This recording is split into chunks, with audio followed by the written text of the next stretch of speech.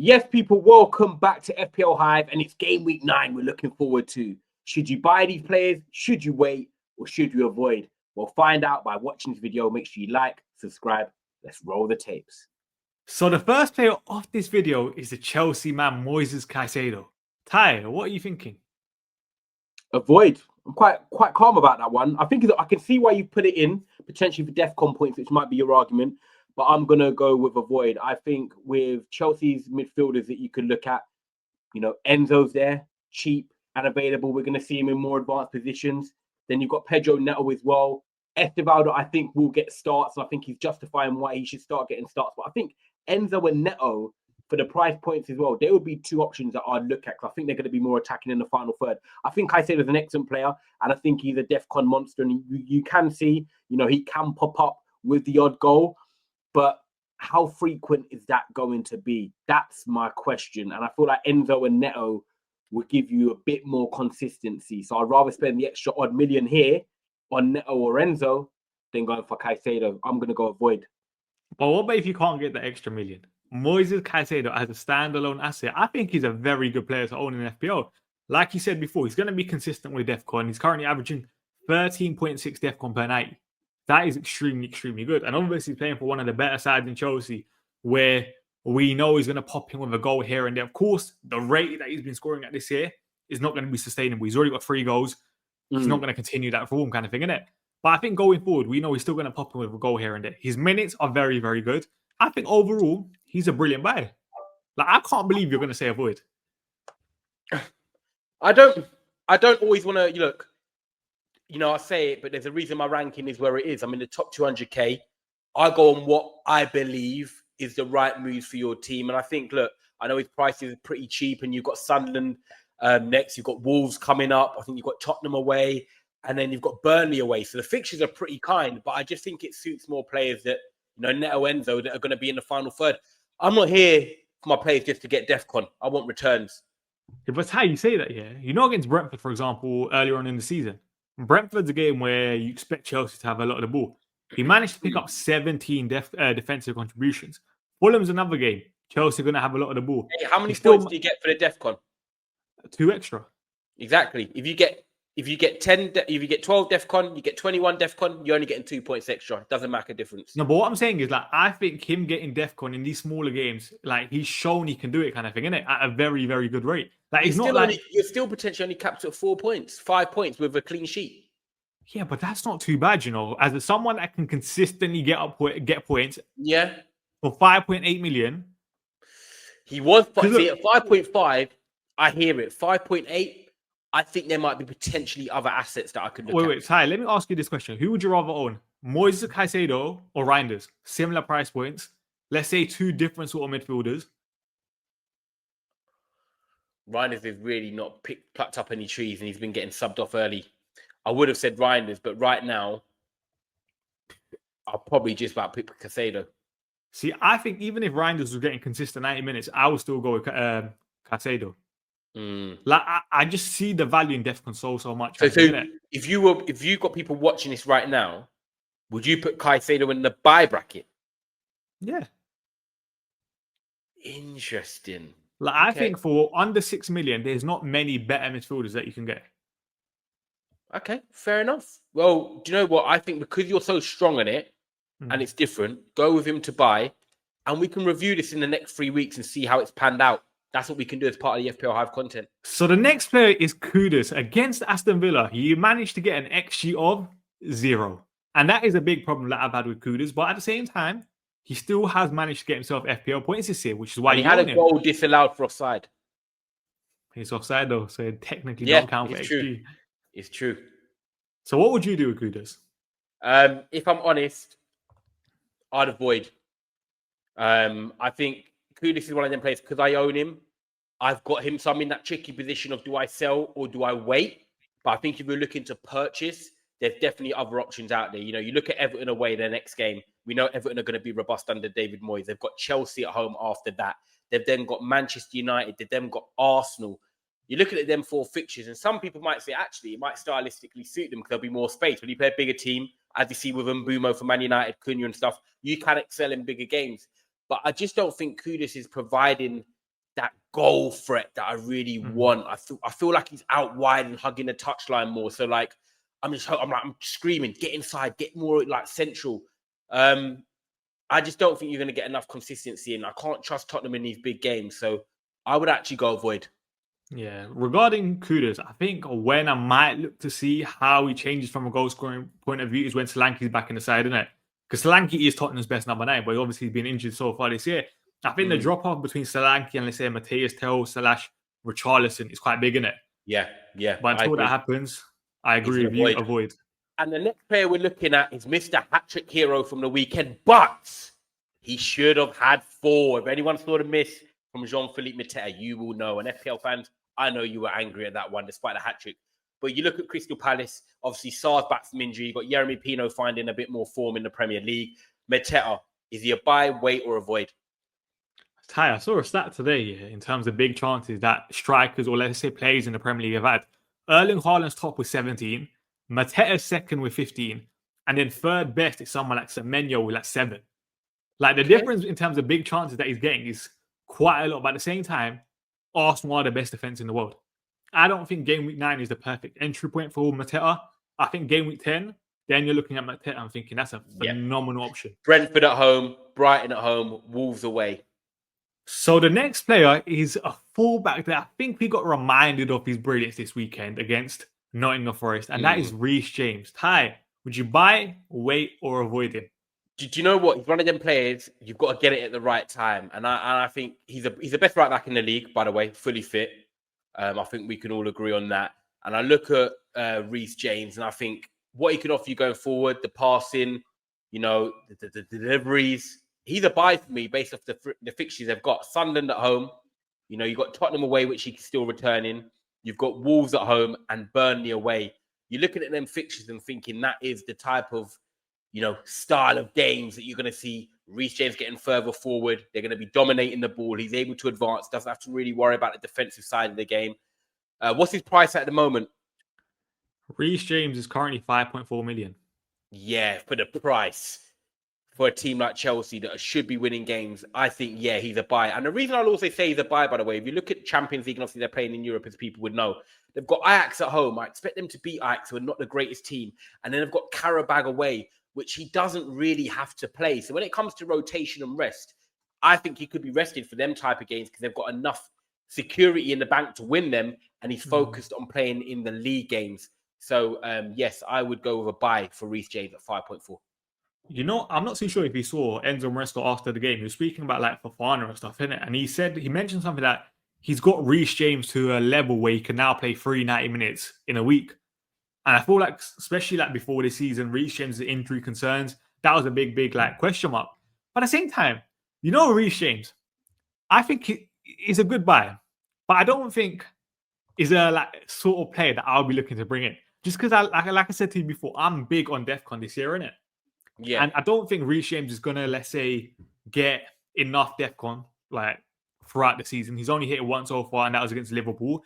The other games that he's got close, Manchester United, he got 9. But after he can give you them returns, and he can get 1, 2 in a game. So if you get 1 or 2 returns from Reece James in a game, that's the equivalent of maybe 2 DEFCONs in a row. Yeah, but do you necessarily trust Reece James to get those returns on a consistent basis? Sunderland, Burnley, and Wolves, they are the type of games he could. Okay, I know Gusto's suspended for the next game, but do you not think there's an odd chance that Gusto comes in here and there? Maybe, but I think Gusto could play in them Champions League games, like I said. Karabag and Ajax, 2 perfect games for him to have enough quality to trust Gusto in them games. Reece James is a buy for me. You know what? I'm going to go with you, but I think that debate is my side. Yeah, I can hear people in the background saying, "Yeah, he's a buy." Wait, let me tell you this. I saw a tweet today by Tom Hadley, who is the DEFCON god on Twitter.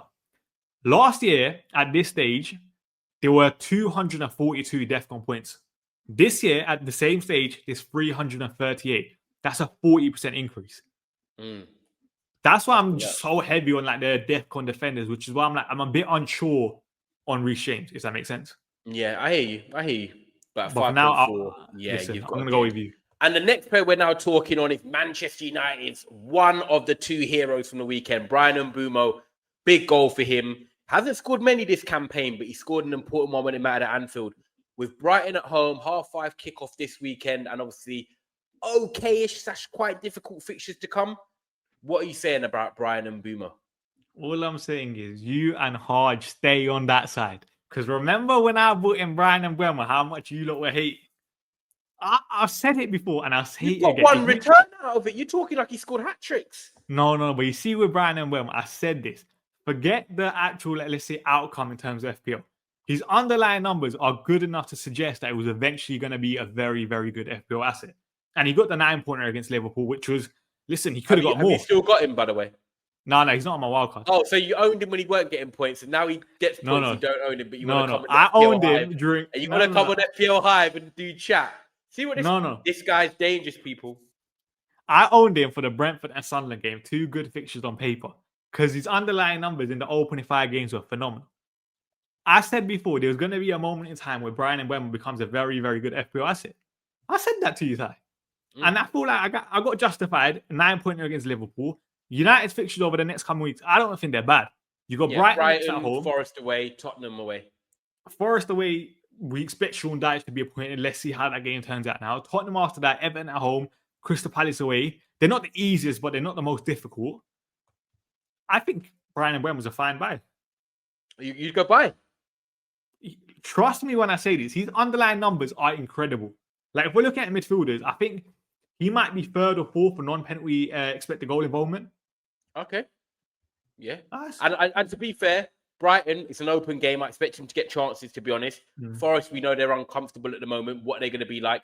Tottenham away, we're definitely going to get chances. That's always an open game. And Everton at home, yeah, I hear it. Ty, remember what I always say to you? It's a very good. He's going to be one of them ones for differentials.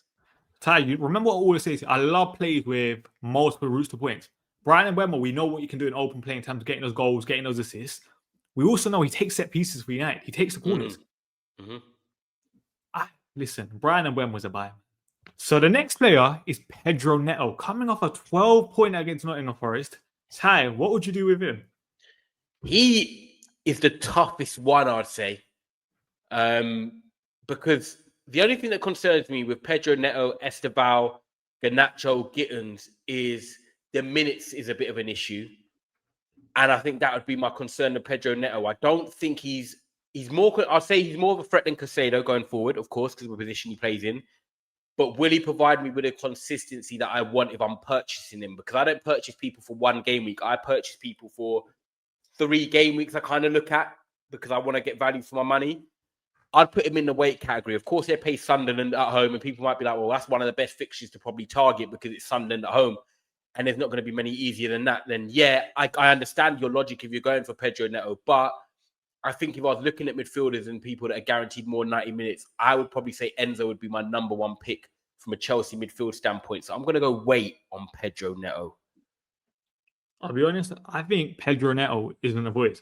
I think his minutes are not horrible. Like, I still think he's Chelsea's, let's say, main wing pairing. Like, he's still part of it. But at the same time, he's 7 million. Yeah. He's 7 million in FPL. That's quite a lot of money kind of thing, isn't it? I think Neto last year was around 5.56. Yeah. 7 million is a drastic increase kind of thing, isn't it? It is. And I think, Ty, you know the sort of midfielders that I like. I like midfielders with more goal threat than assist threat. Neto's the opposite, where he's in that Kudus category, where he will get the assist. Yes. But his goal threat is not really there. And I think underlying numbers... I felt like at Wolves as well, like he would shoot a lot more than he does at Chelsea. A lot more.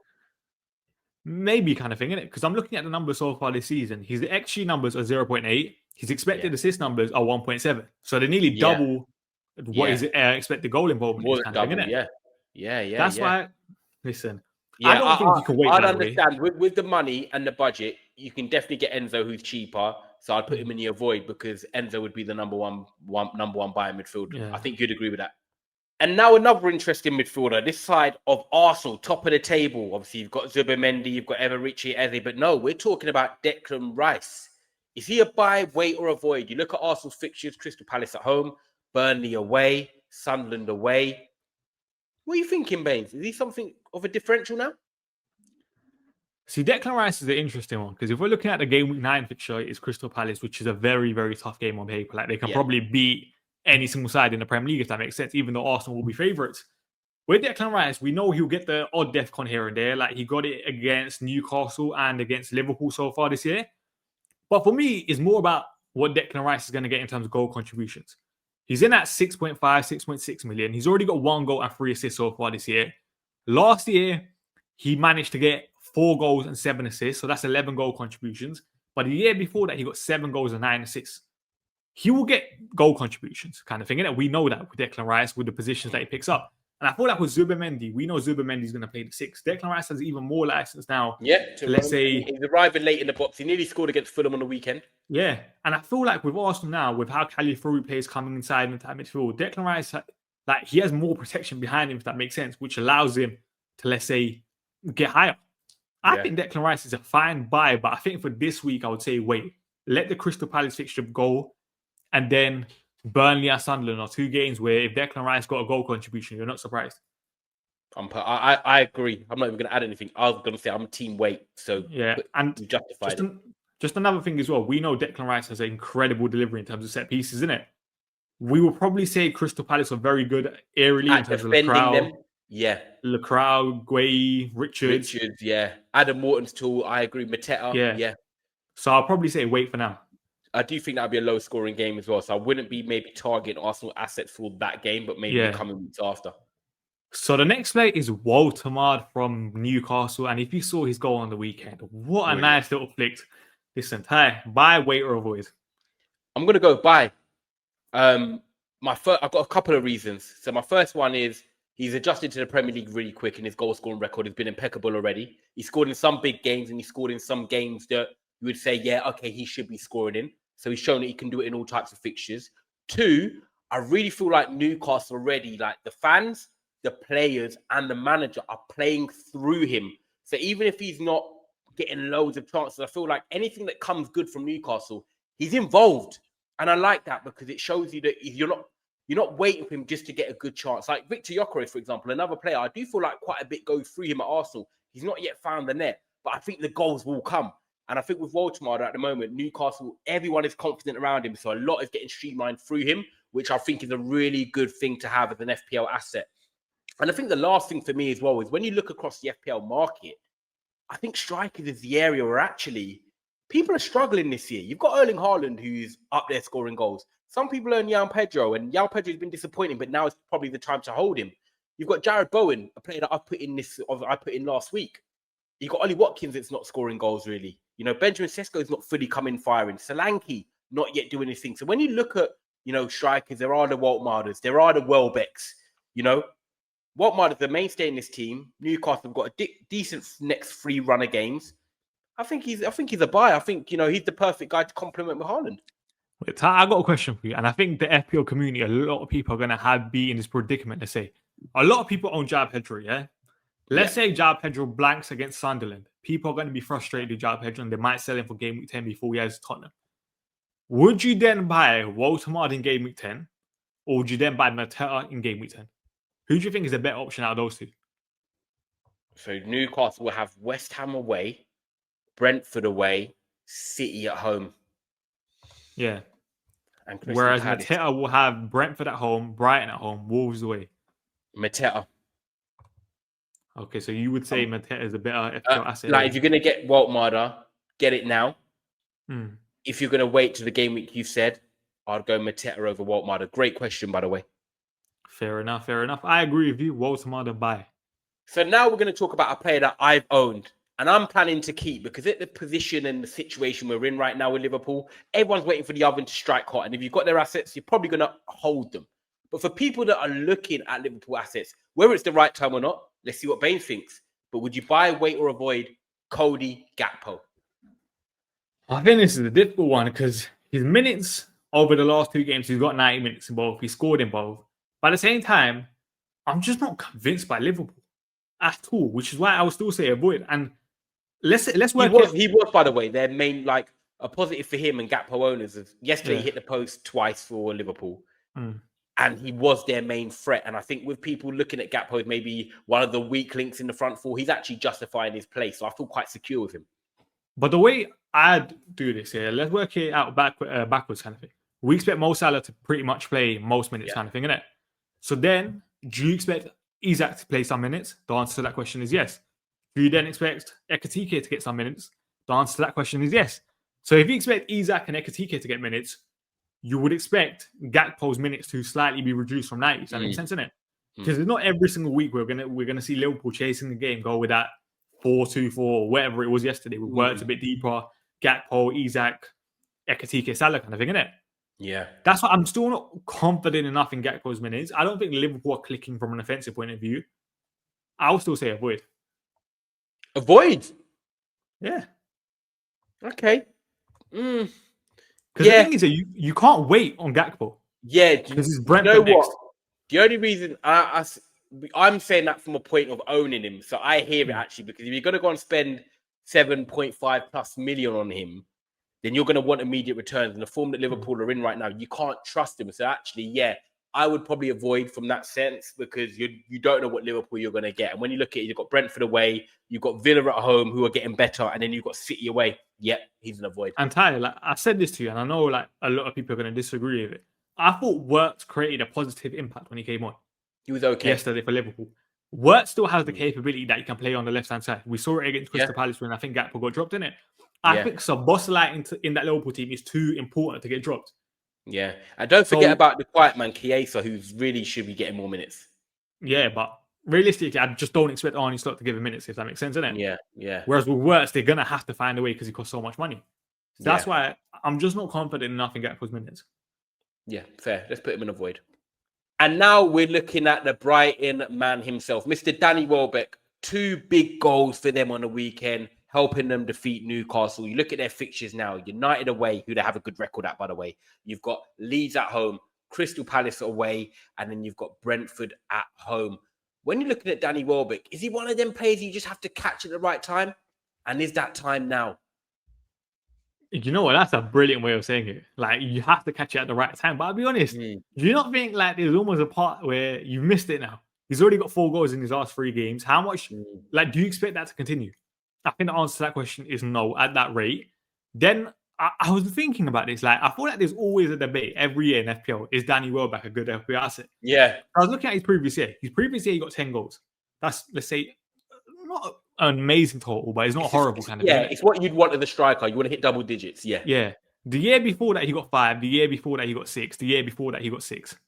Like, he's not really, let's say, a prolific goal scorer like that, even though we have an idea of Danny Welbeck that might be better than he actually is from a goal scoring point of view.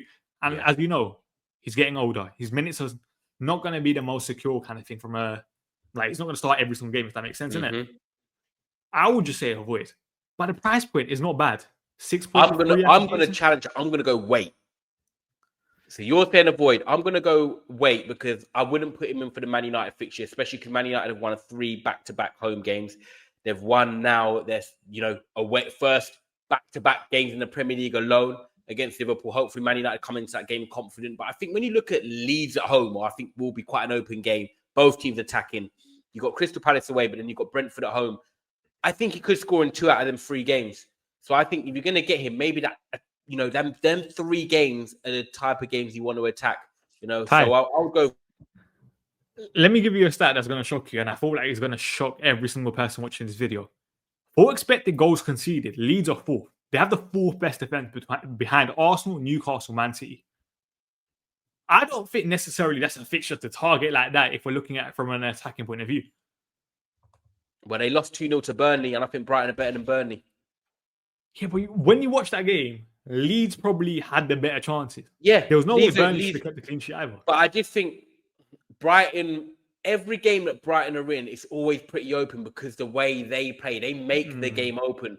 They're just like, it's like being a boxer and going into the ring with someone that just likes to scrap and go toe for toe. It's hard to make it not a scrap because they draw you into it. And I feel like Brighton will draw Leeds into that. So I'm going to go wait. You know what? I'll give it to you then. And then look, it looks nice. 4-3-3.